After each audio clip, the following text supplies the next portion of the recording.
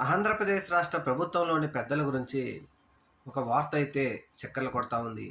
ఈ వార్త ఏంటి అంటే విజయవాడ జైలుకు సంబంధించి ఉన్నటువంటి అధికారులు చిన్న అధికారి నుంచి పై అధికారి వరకు అందరినీ అక్కడి నుంచి ట్రాన్స్ఫర్ చేసి కొత్త వారిని తీసుకురావడం కోసం ఈ ప్రభుత్వం రంగం సిద్ధం చేసింది.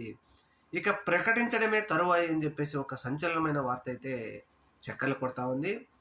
ఇలా ఎందుకు ఈ ప్రభుత్వం చేస్తూ ఉందంటే, రాబోయే రోజుల్లో వైఎస్ఆర్‌సీపీకి చెందినటువంటి ప్రముఖ వ్యక్తులను అరెస్ట్ చేయడానికి రంగం సిద్ధం చేస్తూ ఉంది. ముఖ్యంగా జగన్మోహన్ రెడ్డి గారిని అరెస్ట్ చేసి జైల్లో పెట్టడం కోసం ఢిల్లీలో సంప్రదింపులు జరుగుతూ ఉన్నారు. అలాగే వైఎస్ఆర్‌సీపీ వారిని ఎలాగైనా అరెస్ట్ చేసి విజయవాడ జైల్లో పెడితే అక్కడ అధికారులు ఎవరైనా వారికి సహాయం చేస్తారేమో అనే ఉద్దేశంతో అసలు విజయవాడ జైలుకు సంబంధించి ఏ ఒక్క అధికారి, పాత అధికారి కూడా ఉండకుండా కొత్త అధికారులని అక్కడికి తీసుకురావడం కోసం ఈ ప్రభుత్వం రంగం సిద్ధం చేసిందని చెప్పి ఒక వార్త అయితే చక్కర్లు కొడతా ఉంది. చూడాలి మరి రాబోయే రోజుల్లో ఏం జరుగుతుందో.